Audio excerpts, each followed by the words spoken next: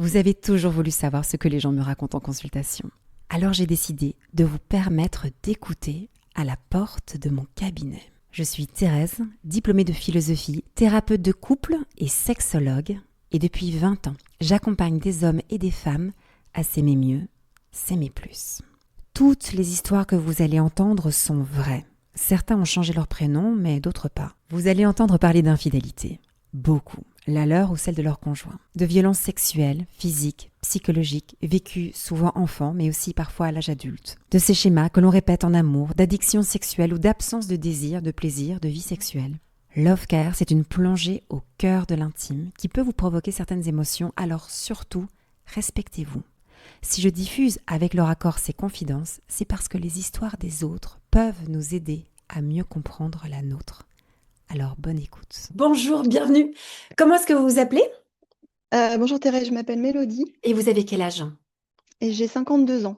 Et alors, dites-moi, qu'est-ce qui vous amène vers moi aujourd'hui? Je vous écoute. Alors, ce qui m'amène vers vous aujourd'hui, c'est que je suis dans une période de vie où je ne suis pas alignée du tout avec, je me sens pas du tout alignée.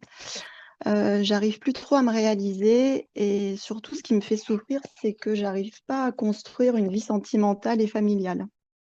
Ok, j'entends tout ça. Il y a eu un élément déclencheur qui vous a permis de prendre conscience de ce désalignement? Alors, il y en a beaucoup. En plus, moi, je suis quelqu'un qui est très conscient, qui est beaucoup dans l'analyse, donc ça tourne beaucoup dans ma tête. Disons qu'il y a 12 ans, j'ai fait un gros burn-out professionnel. Donc là, vous aviez 40 ans à ce moment-là? Oui, Oui. toujours la fameuse crise de la C'est quarantaine. incroyable, hein. On y revient tout le temps, c'est crise de la quarantaine. C'est Rien ne ça. passe la barrière des 40 ans, allez. Pour les plus résistants, 50 ans. Et donc Euh, là, gros burn-out à 40 ans. Ok. Et oui. alors, ça se passe comment après? Et donc, après, c'est compliqué parce qu'en fait, je me suis dit que je voulais plus jamais revivre ce que j'avais vécu. C'est-à-dire que j'avais Mhm. un travail qui me prenait vraiment beaucoup, beaucoup de temps. Et en fait, la vie sentimentale était toujours compliquée. Et donc, je suis peut-être à tort, mais en fait, je me suis dit que je voulais un équilibre de vie et que je me suis dit que si je reprenais un travail comme j'avais, j'y arriverais jamais. Et donc, je m'étais mis en tête de d'abord construire ma vie sentimentale. Mais j'ai pas réussi. Mhm. J'ai eu quelques Ok. expériences, sachant que pour moi, c'est toujours, enfin, j'ai beaucoup de mal à rencontrer quelqu'un qui me plaise. Ça a toujours été compliqué. J'ai pas eu beaucoup d'histoires. Qui vous plaît sur quel plan, Mélodie, si on se disait les choses franchement? C'est sur le plan sexuel, physique, c'est sur le plan amoureux ou l'admiration? À quel stade ça bloque en général chez vous dans vos rencontres? Alors, ça bloque, ça bloque un petit peu. On va dire qu'entre ce que vous appelez les 3 et les 5 R, moi, je le disais différemment. Oui. Mais disons que ça bloque un peu. J'ai du mal à. Moi, j'ai besoin d'être attirée physiquement, Mhm. d'être en connexion intellectuelle et d'être séduit par une personnalité. Et d'avoir Oui. les trois, eh ben, c'est extrêmement compliqué. Et vous voyez que Depuis toujours. vous avez toujours des difficultés à avoir les trois, ou bien il y a une dimension qui Oui. est plus compliquée? En fait, euh, non, je dirais parce que si on a une et pas les autres, en fait, ça fonctionne pas. Je peux pas aller avec quelqu'un uniquement parce que je le trouve séduisant. Mhm. Ça fonctionne pas, j'y arrive pas. Et quelqu'un qui aurait la personnalité, mais j'ai essayé un petit peu des gens que je trouvais la personnalité, mais j'avais pas d'attirance physique et ça fonctionne pas non plus. Ok, mais donc j'entends déjà que pendant une période de votre vie, vous avez beaucoup axé votre énergie sur le travail. Là, Oui, après, ça s'arrête. L'autre dizaine, donc de 40 à 50 ans, beaucoup sur la recherche d'une construction, d'une relation épanouissante, mais vous bloquez sur le fait que vous êtes très difficilement, enfin, vous aimez très difficilement quelqu'un d'autre, c'est ça? Vous avez du mal à être attiré par quelqu'un d'autre? oui, Enfin, attiré, oui, aimé, ouais. oui. Et donc là, je vous retrouve à 52 ans, c'est dans quel état? Bah, dans un état pas mal de tristesse quand même. Hmm. Parce que même si à la base j'étais quelqu'un de très joyeux, on me disait solaire, mais je dirais que voilà, là il y a eu quand même pas mal de difficultés et je suis assez seule. Je suis assez seule. Déjà, moi j'ai pas de famille. Enfin, je suis fille unique, j'ai perdu mes parents et j'ai très peu de famille. Donc là, alors, j'ai appris à faire sans. En fait, j'ai appris à me Oui. débrouiller toute seule. Mais du coup, voilà, je préfère être mal accompagnée, seule que mal accompagnée, ça c'est une Mhm. certitude. C'est vrai que j'entends beaucoup de gens qui savent pas rester seuls. Moi, c'est pas mon cas. Mais malgré tout, ça reste difficile de vivre sans amour, sans soutien, sans épaule. Je sais que je suis forte et je suis perçue comme quelqu'un de très fort, mais Mhm. malgré tout, je suis pas une machine en fait, comme j'étais dans mon travail.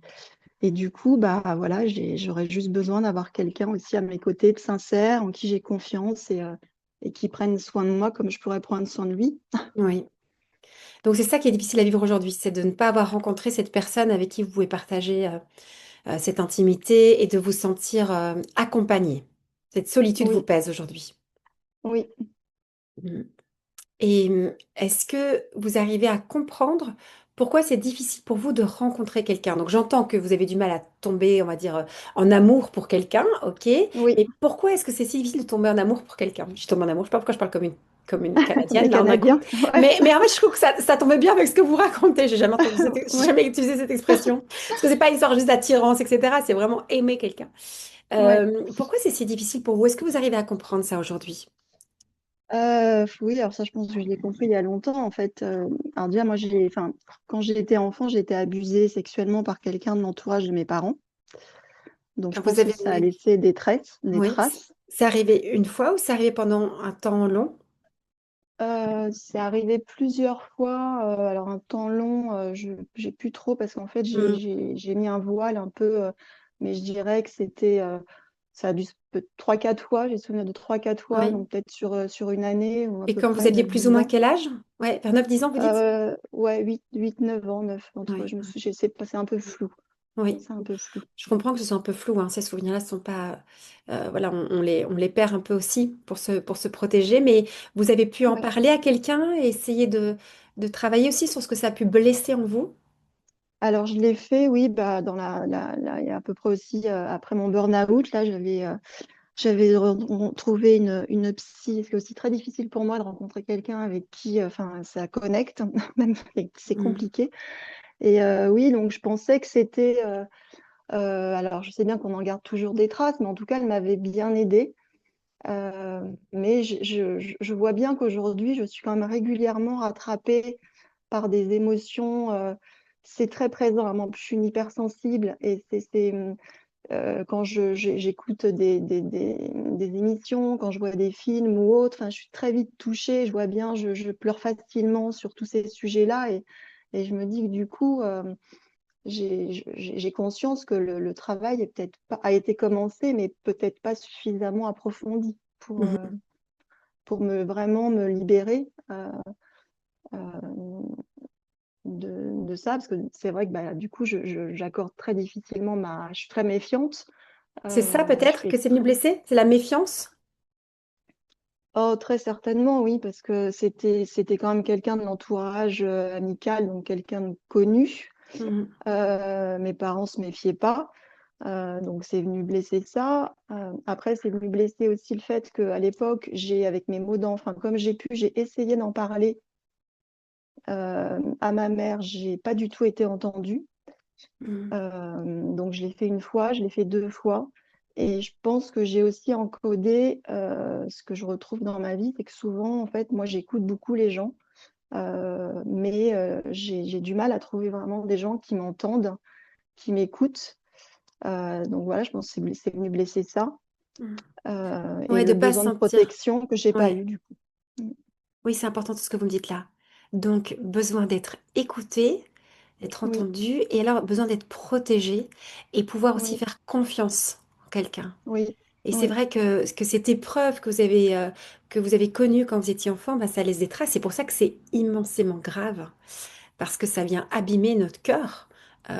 Et là, on voit que c'est difficile aujourd'hui de recréer un lien de confiance et un lien dans lequel vous vous sentez écouté et protégé.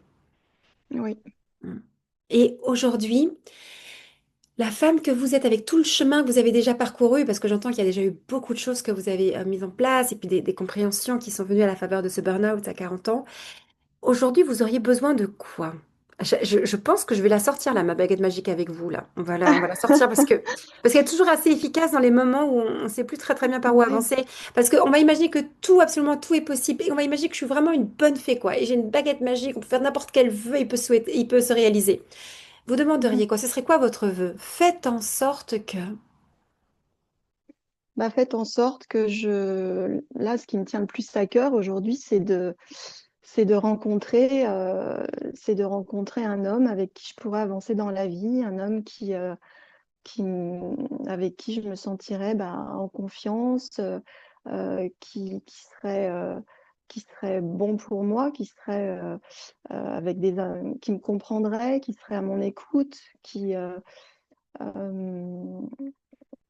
Oui, oui, donc qui prendrait soin de moi et dont je serais, alors peut-être pas la priorité, mais en tout cas dont je ferais partie de ses priorités. hmm. Donc, dites, Ouais. faites en sorte que je rencontre cet homme-là. Et Ouais. pour ça, il faut quoi? Qu'est-ce qui vous manque pour rencontrer cette personne-là? Pour y arriver, faites en sorte que... Bah là, c'est un peu la colle, hein, parce que je vous avoue que c'est vrai que fut un temps, je sortais davantage, euh, je rencontrais plus de monde. Là, depuis un certain temps, c'est vrai que je me suis en fait, je pense que moi, je me suis surprotégée en fait. J'ai tellement dit maintenant, je veux plus vivre ça, que j'ai bien conscience que je me suis un peu surprotégée. Euh, et donc, bah, c'est vrai que je rencontre, c'est plus difficile de rencontrer du monde. Euh, j'ai même essayé, moi, c'est pas du tout mon truc, mais j'ai essayé pendant un an et demi une application de rencontre. Bon, j'ai déjeuné avec 10 personnes qui n'étaient pas désagréables, mais ça n'a rien donné. Hmm. Et aujourd'hui, bah, un contexte où je puisse, je ne sais même pas trop comment je peux rencontrer en fait aujourd'hui quelqu'un. Euh, Est-ce que vous y voilà. croyez que vous pouvez rencontrer quelqu'un? Alors, j'y crois de moins en moins. Mhm. Effectivement, en fait, je pense que j'ai dans les croyances que j'ai développées au fil du temps, parce que je pense que c'était très inconscient de ma part, mais en tout cas, je l'ai conscientisé il y a longtemps. Je pense que dans les événements de vie que j'ai pu vivre, j'ai encodé le fait qu'effectivement, j'y crois, mais en fait, c'est comme plusieurs fois, on m'a mis sous le nez des choses où je me sentais vraiment bien, j'étais alignée, parce que moi, je suis beaucoup dans une personnalité, dans l'idéal. On m'a toujours dit que j'étais trop tout, moi, depuis que je suis petite, donc ça a été compliqué de me construire comme ça. Et les périodes où j'y suis un peu arrivée à avoir à la fois l'épanouissement professionnel et amoureux, avec un équilibre. Moi, je cherchais juste un équilibre de vie.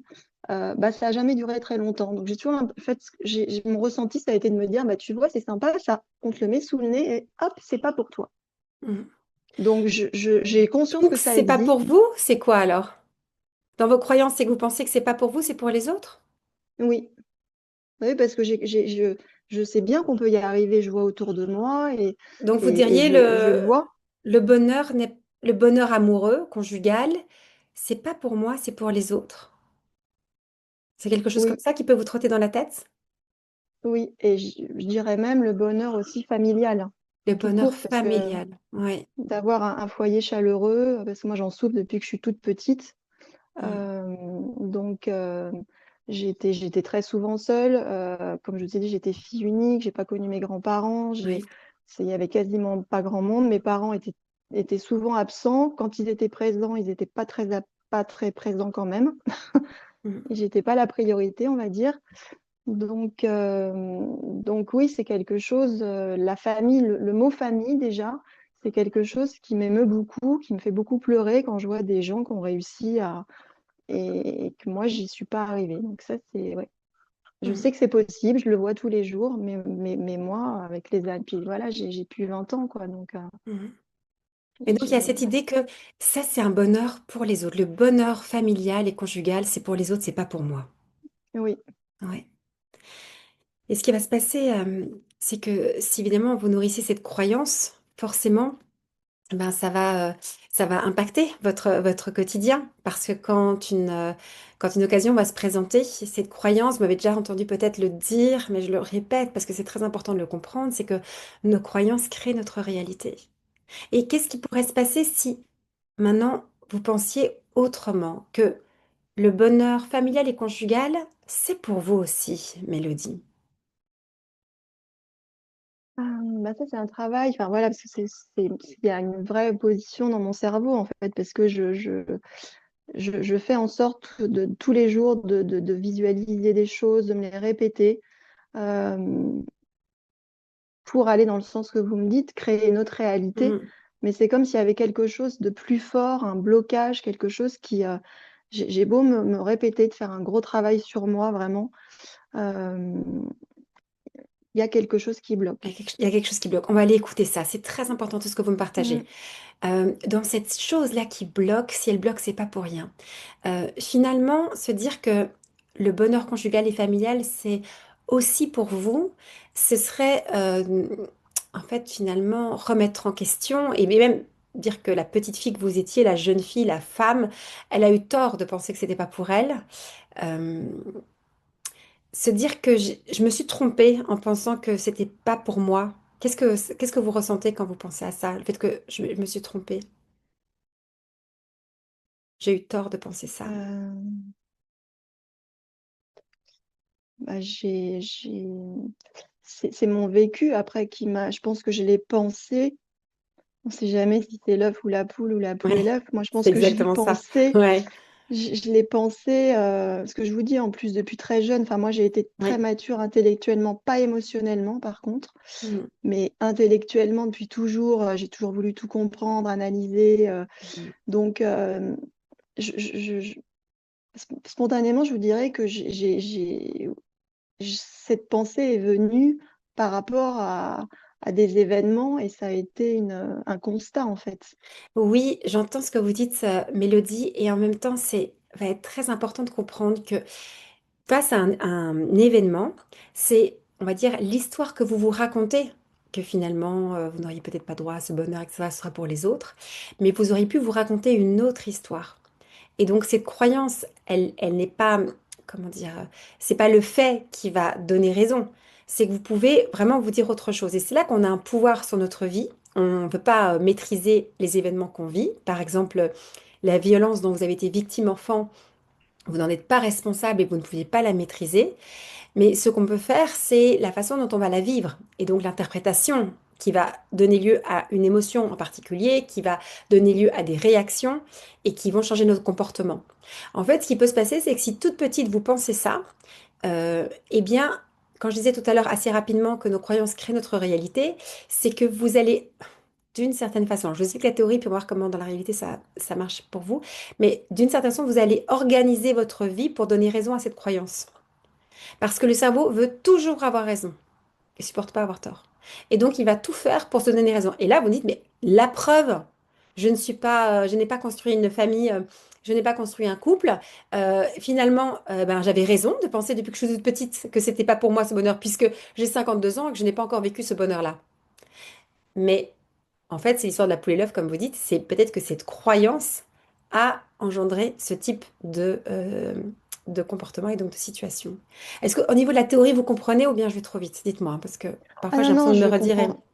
Non, non, je le comprends très bien. Puis enfin, moi, je travaille là-dessus depuis longtemps, donc non, non, ça me parle totalement. Je vais vous dire une chose. C'est... Ah pardon, oui, Mm. pardon. Dites-moi, ça vous parle, vous dites? Oui, oui, c'est très cohérent. Intellectuellement, je l'intègre bien. Il n'y a pas de Mhm. souci.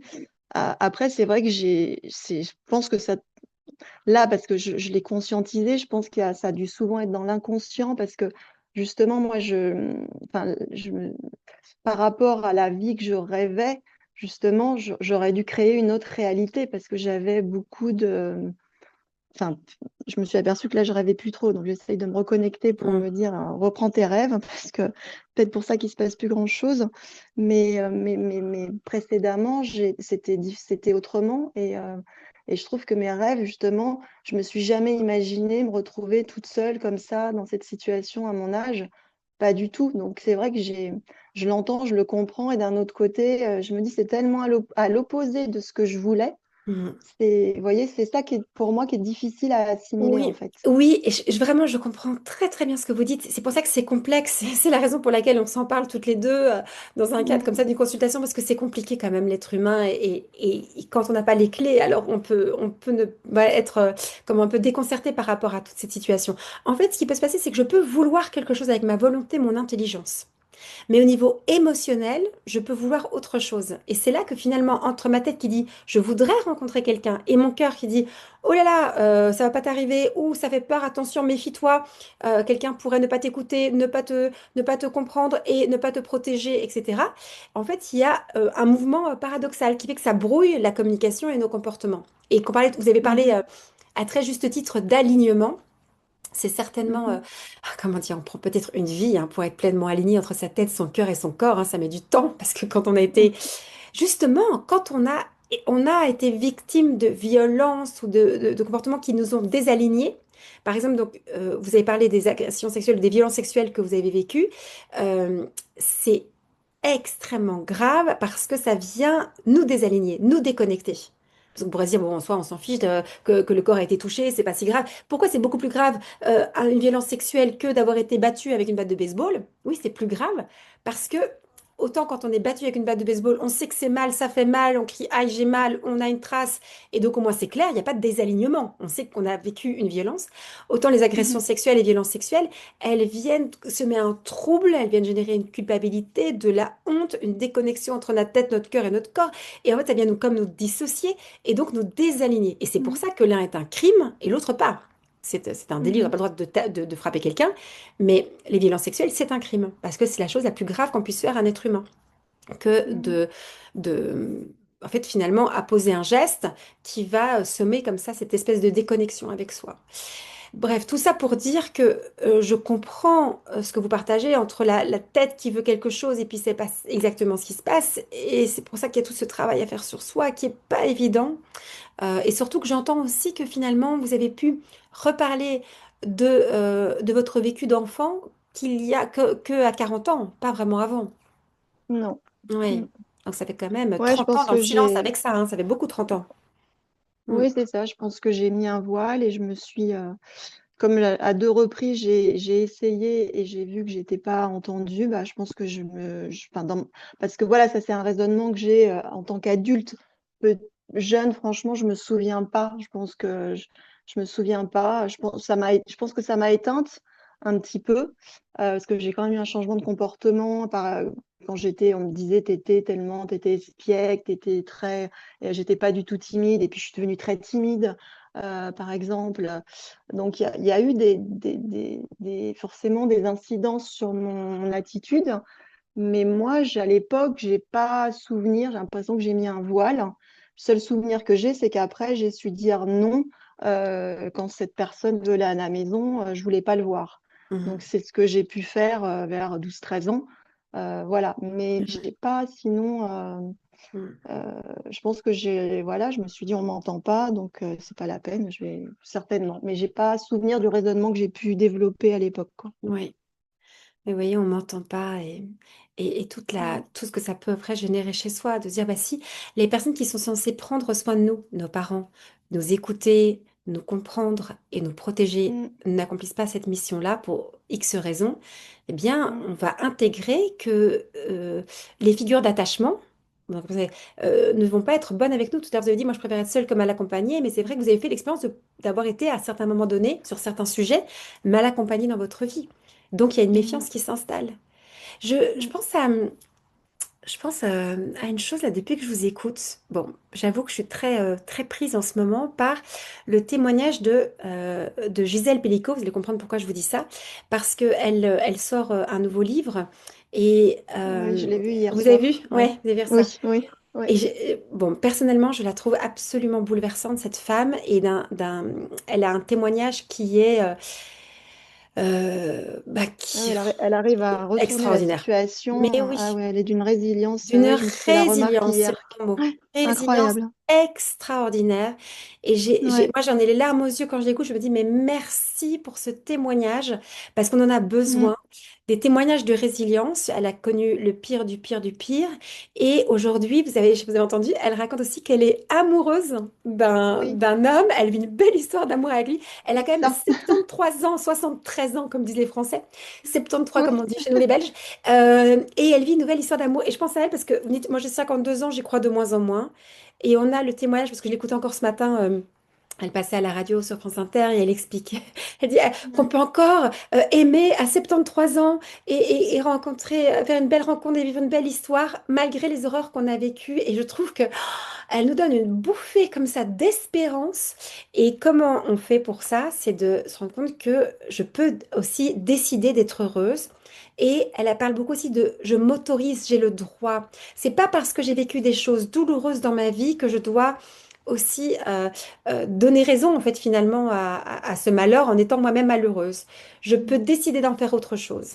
Et c'est vraiment, comme vous dites très justement, cette espèce de résilience qui nous permet d'avancer. Et je sais pas, je pensais à elle en vous écoutant parce que déjà, ça nous fait dire que 52 ans, on a encore une longue vie devant soi pour vivre des grandes histoires Mhm. d'amour. Donc à 52 ans, on n'a pas le droit de se dire ce sera plus jamais pour moi. Euh, Vraiment non. Vous avez une belle vie devant vous encore, une très très belle vie et des belles histoires qui peuvent jaillir. Déjà, quand je vous dis ça, qu'est-ce que vous ressentez? Bah, je suis toujours partagée en fait. Hmm. Je suis partagée. J'en ai conscience. Je sais bien qu'on peut rencontrer à tout âge. Je le sais. Euh, Mais vous à n'arrivez pas à côté y de ça, croire, hein? non, mais disons qu'à Ça côté de ça, bloque? je me dis, ouais, en tout cas, je me dis que par exemple, bon bah, j'aurais pas d'enfant ou après, j'aurais pu, autant que j'en ai pas voulu pendant longtemps, bah, je pense parce que c'était une façon, moi je disais que j'adorais les enfants, mais j'en voulais pas. Je pense que c'était une manière en fait de pas en vouloir, de pas en avoir, Hmm. c'est une manière de les protéger, de pas en avoir. Et quand Hmm. j'en aurais voulu, j'étais pas avec la bonne personne. Et puis voilà, et ça reste difficile pour moi. Donc après, je me suis dit, tu peux rencontrer quelqu'un qui a des enfants. Oui, Ça a été le cas. Mais là, c'est pareil, j'ai vraiment cru à 44 ans que j'avais rencontré, voilà, j'étais pas une gamine écervelée et je me suis pris une grosse claque. Et là, voilà. Et depuis, je pense que c'est aussi depuis cette histoire que j'ai eue pendant mon burn-out, là où j'ai vraiment cru que j'avais enfin rencontré quelqu'un, la bonne personne. Euh, et là, j'ai vraiment dérouillé, quoi. Donc ok. depuis, Ok, Mélodie, est-ce qu'on ferait pas un truc? C'est déjà de se dire que l'objectif n'est pas de rencontrer pour vous la bonne personne qui restera à vos côtés jusqu'au restant de vos jours, mais de vivre des belles histoires d'amour. Ce que je veux dire par là, c'est que si maintenant vous regardez quelqu'un, vous rencontrez quelqu'un, en vous posant la question, est-ce que c'est la bonne personne? Eh bien, ça met une exigence sur la personne, sur la relation. On va déjà un peu tout analyser pour voir si oui ou non ça peut être possible. Et après, ça donne lieu à une grande déception. Si on se dit, ben, je voudrais que dans ma vie, je puisse connaître des belles histoires et je puisse, comment dire, je fais des rencontres et puis peu importe le temps qu'elles durent, je fais des rencontres et je connais l'amour. Il y a un petit côté, on calme un petit peu la pression, vous voyez, sur...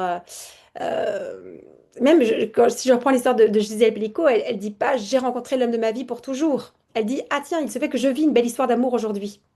Et je trouve que c'est intéressant dans ces moments-là, surtout quand on a des peurs liées aux relations, de le remettre dans l'ici et maintenant. Comment dire, on ne sait pas de quoi demain sera fait, mais là aujourd'hui, ça a du sens pour moi de vivre cette relation. Vous comprenez un peu ce que je veux dire? Un peu le changement de perspective ou bien pas oui, trop? oui, oui. Non, non, si je comprends très bien, oui. Et en fait, en général, c'est avec Mm. cette mentalité-là qu'on arrive à faire durer une relation. Parce que du coup, on l'accepte comme elle est et on ne s'inquiète pas et on vit les choses avec une plus grande légèreté qui nous permet paradoxalement, de plus de profondeur. Euh, mais on sent effectivement qu'il y a quelque chose qui bloque, hein. J'entends ça, Ah Mélodie. bah oui, ça, Mais en fait, oui, regarde, ça on va arrive. imaginer un truc. Coup de baguette magique, ça y est, moi je suis la bonne fée. Hop, je fais la coup de baguette magique. Et là, vous rencontrez quelqu'un de formidable qui vous écoute, qui vous comprend et qui vous protège. Ok. Et là, qu'est-ce qui se passerait? Qu'est-ce que ça changerait dans votre vie? Bah, ça apporterait beaucoup plus de légèreté, de vie. Je me sentirais beaucoup plus vivante, voilà, de pouvoir aimer, être aimée, de faire des projets à deux. Il y aurait un élan de vie que j'ai l'impression de perdre progressivement et qui serait beaucoup plus présent. Ça me donnera un peu des ailes en fait, parce que Mm. je fais beaucoup toute seule, mais au bout d'un moment, enfin, on a beau avoir du caractère, à être forte, je suis aussi très vulnérable. Alors vous dites Oui. qu'il faut montrer sa vulnérabilité. Mm, mm. Moi, quand je l'ai montré, bon, ça a rarement été très positif pour moi, mais peut-être que je m'y prends pas bien. Mais donc ça changerait ça dans ma vie, ça me donnerait des ailes et ça me redonnerait un peu de plus de. Là, j'ai la sensation de passer à côté de ma vie en fait. Oui. Et donc, vous là, au lieu de passer à côté de votre vie, vous la vivrez, ça vous donnerait des ailes, etc. Et c'est quoi Mm. le scénario catastrophe? Vous rencontrez quelqu'un, c'est super, ça vous donne des ailes, vous êtes bien. Et là, ce serait quoi le drame? Ce que vous redoutez le plus? Bah, que ça s'arrête. Et là, que ça s'arrête. Parce que si ça s'arrête, ça voudrait dire quoi? Bah, ça donnerait raison à ma croyance. Ouais. Comme quoi, ce que j'ai vécu avec la personne dont je vous parlais, j'étais vraiment très amoureuse. Et voilà, je me suis dit, bah, j'ai goûté au bonheur, j'y ai goûté. Bon, il y en a peut-être qui goûtent jamais, donc je me dis, apprécie ce que tu as eu, c'est peut-être mieux que rien. Mais voilà, j'y ai goûté et ça n'a pas duré longtemps. Mm. Et alors, c'est quoi le problème si ça ne dure pas très longtemps?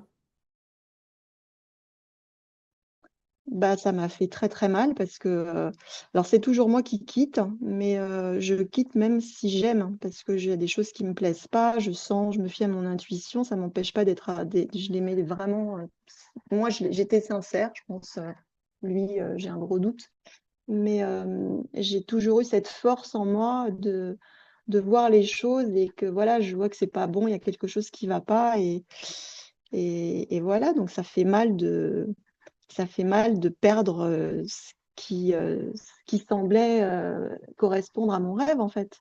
Mm. Ouais. Il avait même, voilà, et encore à l'époque, j'aurais peut-être pu quand même encore avoir un enfant, mais après, je m'étais dit, même si j'en ai pas, c'est pas grave, je m'entendais très bien avec ses filles, j'avais eu un vrai coup de cœur comme avec lui, enfin, Ouais. tout semblait super. Et Donc, le risque Mélodie? après, Oui. c'est de perdre tout ça, ça fait très, très mal, quoi. Voilà, donc le risque, c'est de perdre une relation. Et alors, on pourrait se dire, bah, ça donnerait raison à ma croyance. Une autre histoire que vous pouvez vous raconter si jamais vous commencez une relation intime avec quelqu'un et puis que pour différentes raisons, ça s'arrête. Au lieu de vous dire, ah ben voilà, c'est bien que j'avais raison, le bonheur n'est pas pour moi. Ok, au lieu de vous raconter ça, vous pouvez vous dire quoi d'autre? Ah, je pourrais me dire, parce que j'ai déjà pensé à ça, de me dire, bon, bah déjà, si tu l'as vécu, c'est quand même que c'est possible et tu peux peut-être le retrouver. Oui. Si tu l'as vécu, c'est que c'est possible, tu peux le retrouver. Et on pourra encore un petit peu mieux. Une autre histoire encore que vous pouvez vous raconter. Tu l'as Mieux vécu que et... celle-ci. Pardon? Mieux que celle-ci. Une autre Ouais, histoire. ouais, une autre histoire Ouais. encore un peu plus, qui vous donnera encore plus un beau ressort et quelque chose de positif. Vous vivez une belle histoire avec quelqu'un, une belle relation avec quelqu'un. Bon, pour X raisons, ça s'arrête, ok? Et là, au lieu de vous dire, pff, j'avais raison, de toute façon, c'est toujours pour les autres le bonheur, ce que je pourrais me dire, c'est, Bah, je vois pas, à part vous dire que j'ai quand même eu la chance de vivre ce moment et que ça veut dire que c'est possible et que je peux peut-être le retrouver. oui, et en fait, j'essaie juste de voir avec vous le côté, c'est possible, je peux peut-être le retrouver. Est-ce qu'on peut déjà rester sur mais comme j'ai la chance de vivre ce moment, merci pour ce moment. Une forme de gratitude de déjà avoir pu vivre un petit bout de chemin avec cette personne et de prêter attention à toutes les belles choses que ça vous a apporté à ce moment-là dans votre vie. Oui, ça, la gratitude, je la pratique beaucoup, donc oui, Ouais. ça, j'entends bien. Vous voyez un peu dans quel état d'esprit vous pouvez être un peu différent. Je l'entends. Pour Mhm. autant, quand on souffre et qu'on a mal et qu'on est blessé, c'est difficile sur le moment même si j'arrivais à le voir, hein, je Mhm. pense que la blessure que j'ai ressentie au moment où je me suis séparée était tellement forte que Mhm. voilà, faut la gérer. En fait, Mélodie, je comprends très bien ce que vous dites, hein. Quand vous dites la blessure, elle est tellement forte, faut la gérer, etc. Mais vraiment, je vous rejoins totalement. Et en même temps, ce qui va être intéressant, c'est de comprendre que la blessure est forte parce qu'elle dépend de l'histoire que vous vous racontez, de la façon dont vous interprétez l'événement. C'est, c'est vraiment toujours, peut-être qu'on fait un peu un focus là-dessus lors de je fais un focus là-dessus, pardon, lors de cette discussion toutes les deux, mais c'est qu'est-ce que je me raconte comme histoire? Comment est-ce que j'interprète les événements qui m'arrivent? Et je peux décider de les voir autrement. Et c'est là que j'ai ma liberté. Et en fait, si je me dis, ah ben voilà, le bonheur est toujours pour les autres, mais je m'effondre. Mais moi, je serais la première, mais tellement triste. Et de me sentir tellement seule. De me dire, bah voilà, le bonheur, c'est pour mes frères, mes sœurs, je sais pas, moi, mes amis, etc., les gens que j'accompagne. Mais pour moi, c'est pas pour moi. Ah bah du coup, je m'effondre complètement. Et si je me dis, ah tiens, je suis contente d'avoir rencontré cette personne avec qui j'ai fait un petit bout de chemin de quelques jours, quelques semaines, quelques mois, quelques années. Et je vois toutes les belles choses que ça m'a apporté de cheminer avec cette personne. J'adore, je dis cheminer, c'est ma grand-mère qui disait toujours on chemine avec quelqu'un. Mais donc, c'est d'avancer, cheminer avec quelqu'un. En fait, c'est assez mignon comme expression et c'est assez juste. Eh bien, là, j'arrive à en retirer quelque chose de positif. Moi, vous m'avez peut-être déjà entendu dire ça, parce que j'aime beaucoup, beaucoup, beaucoup cette phrase de Christiane Singer qui dit aucune relation n'est inutile. Si elle nous Oui, a pas oui. montré, voilà, ce qu'on cherchait, elle nous a permis de savoir ce qui était important pour nous, notre besoin. Et en fait, c'est dire, mais rien n'est inutile. Cette rencontre que vous avez faite avec cet homme, ah ben, c'était bon. Et c'est pas de se dire, un jour, peut-être, je vivrai une grande histoire d'amour. Non, aujourd'hui, je vis des rencontres. Aujourd'hui, je vis des histoires d'amour. Vous voyez, pas être dans le... L'idée, hein, c'est de pas être trop dans le futur, mais d'être dans le présent, quoi. Mhm. Ça veut dire qu'un jour je le vivrai. Non, ça veut dire que j'ai vécu ça et c'est chouette. Et maintenant, je veux revivre une relation qui soit comme ça, et qui répondrait encore à plus de mes besoins. Euh, Est-ce que vous voyez un petit peu quand on travaille un peu sur ces interprétations et ces croyances, ça vous parle un tout petit peu ou bien ça résiste au Oui, fond de oui, ça vous? me parle. Non, non, ça me parle bien. Après, peut-être que dans mon inconscient, ça résiste, mais non, non, tout est très clair et non, non, j'ai bien compris ce principe d'essayer oui, quand on le vit, en fait, de ne pas partir dans le scénario catastrophe et Ouais. plutôt essayer d'en tirer un- d'autres conclusions, hein, des Vous avez conclusions. vraiment à casser une croyance qui vient de l'enfance, qui est le bonheur conjugal et familial, c'est pas pour moi, c'est pour les autres. Et ça, c'est une histoire que vous êtes racontée toute petite et de peut-être vous dire, mais j'ai eu tort de penser ça. Parce que c'est pas parce que j'ai vécu des drames quand j'étais enfant que je n'avais pas droit à un bonheur conjugal et familial. Il n'y a pas de lien de cause à effet. La petite fille que vous étiez, elle a fait le lien de cause à effet. Mais en réalité, il n'y a aucun lien de cause à effet. Et c'est pour ça que je me permets de vous parler de Gisèle Pellico, parce que pour moi, voilà, c'est une figure qui est inspirante pour les femmes et les hommes de notre époque.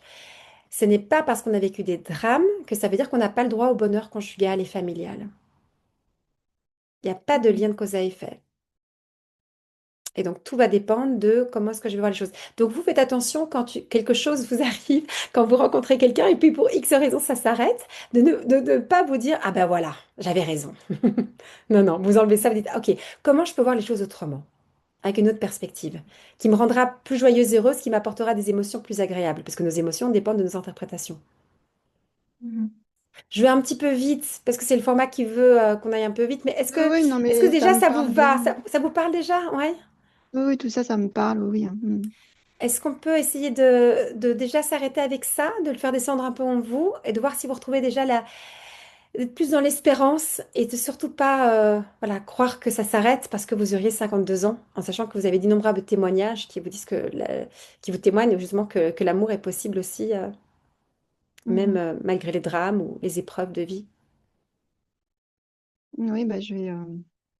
Après, ça sera sur si je, enfin, quand je rencontrerai d'autres personnes, hein, et essayer là de plus m'axer sur ce que j'ai pu en retirer de positif, puisque c'est Mhm. du passé et que là, ça fait quand même 6 ans que je suis célibataire. Donc, Ouais. du Et c'est coup, ça, d'axer sur le positif. En fait, ce qu'il y a, c'est que vous n'arrivez plus à y croire et vous ne voulez plus y croire parce que vous avez peur d'être déçu.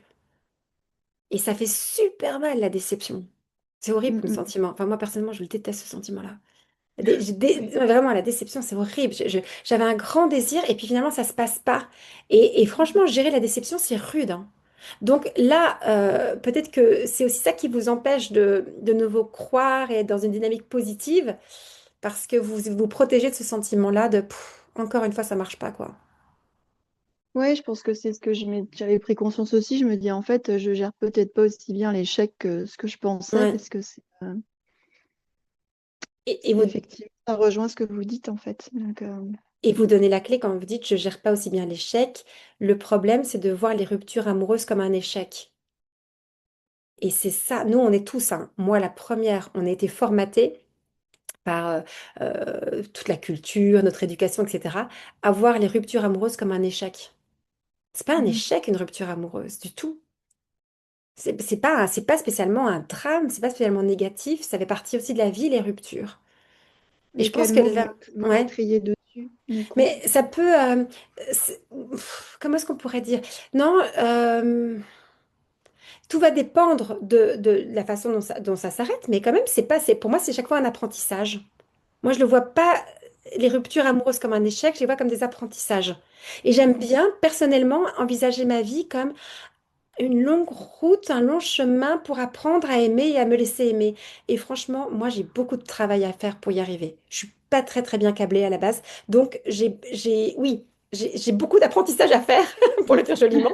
Beaucoup de ruptures. Non, mais Oui, j'ai besoin d'apprendre beaucoup de choses en amour, que mon cœur, mon corps et mon cerveau puissent enregistrer des bons messages et apprendre de mes relations. Et donc, ce que je veux dire par là, c'est que pour moi, c'est un peu le, le défi d'une vie, quoi, le challenge d'une vie que d'ouvrir son cœur et d'aimer et de se laisser aimer, de dénouer là tout ce qui nous bloque, toutes nos fausses croyances, toutes nos blessures, les réparer. Enfin bref, en fonction de ce qu'on a vécu quand on est enfant, on a plus ou moins de travail. Peut-être que moi, oui. je suis un peu dans votre équipe là. Quand on a des enfants qui ont été pas mal cabossés, on a quand même un peu plus de travail que ceux qui ont été très protégés, très écoutés, très aimés. Bon, Bah, on est bien d'accord. Oui. bah ouais, franchement, c'est un peu rude hein, ça. Ouais. Et je trouve que là, il y a une vraie inégalité parce qu'on n'a pas tous eu le même parcours enfant, quoi. Mais je vous invite à vous prendre avec de la douceur et de vous dire, bah voilà, c'est votre histoire. Et aujourd'hui, d'accepter que voilà, ça passe par ces chemins-là et que c'est pas linéaire et c'est très bien. Le plus important, c'est ce que votre cœur s'ouvre. Le pire du pire, c'est que c'est votre cœur qui se ferme. J'arrête de croire en Ouais. l'amour, j'ai plus Mhm. confiance, je suis désespérée, ça c'est le pire. Donc je sais pas, ça vous Bah, parle, attendez, ce que déjà, j'ai... Oui, oui, bah déjà en termes d'apprentissage, moi ce que j'essaye de faire, c'est d'être, enfin pour moi, d'être une bonne maman en fait. J'essaye de me donner ce que vous disiez. En fait, j'essaye de me donner ce que j'ai pas reçu oui, pour moi. Après, je sais que j'ai cette capacité aussi moi de pouvoir donner aux autres ce que moi j'ai pas reçu, ouais, c'est mais j'essaye incroyable. de me le donner. Ouais, je sais que vous en parlez aussi, mais c'est vrai que on sait pas pourquoi l'être humain, il y en a qui vont reproduire et d'autres qui vont faire le contraire. Ça Mhm, reste un mhm. peu un mystère. Oui.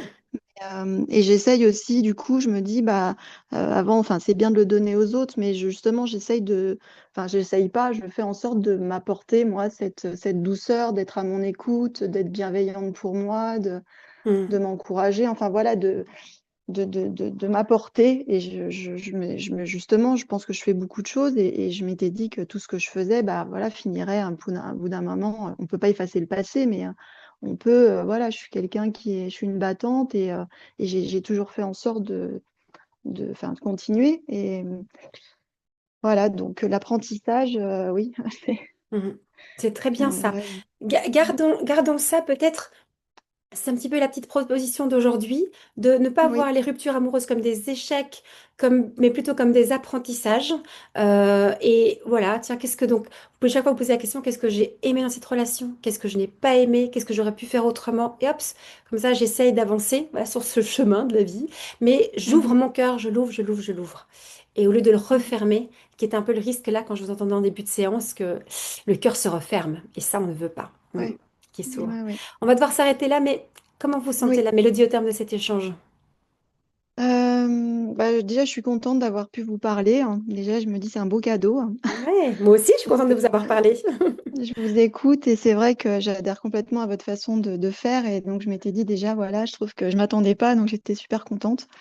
Donc voilà, je suis déjà dans cette gratitude d'avoir pu échanger avec vous et Merci. puis voilà et puis bah je vais essayer de relire un peu mon histoire en, en voyant davantage ça comme un apprentissage. Mhm. Je vais travailler là-dessus. Ça va être beau. Vous avez des belles années devant vous, hein. Vraiment. Ouais, faut Merci y pour votre croire. confiance. Vraiment, il faut y croire. Bah, de toute façon, c'est la vérité. Vous Oui. avez des années devant vous Mm. et donc vous pouvez encore les vivre intensément si vous le souhaitez. Mais vous êtes sur un beau chemin pour y arriver. Merci pour Mm. votre confiance, Mélodie. Merci beaucoup à vous, Thérèse. Au Au revoir. revoir. Si l'écoute de cette consultation vous a permis de mieux comprendre la complexité des relations humaines, des relations d'amour, des relations sexuelles, si elle vous a donné des clés pour éclairer votre propre vie ou celle de vos proches, mettez un avis 5 étoiles, likez la vidéo, abonnez-vous pour que je puisse le savoir et vous en proposer d'autres. C'est très important pour moi, je poursuivrai cette aventure seulement si elle vous aide. Si vous sentez le besoin d'être accompagné, sachez que j'organise des stages réservés aux célibataires, des stages réservés aux femmes, des stages réservés aux couples, que chaque semaine je vous envoie une newsletter, le boudoir de Thérèse, où je vous partage des idées pour raviver la flamme sexuelle, qu'il y a un catalogue de plus de 70 conférences sur l'amour et la sexualité à écouter et que je reçois aussi en consultation privée. Allez faire un tour sur mon site internet www.thereseargot.com. À très bientôt pour une nouvelle consultation.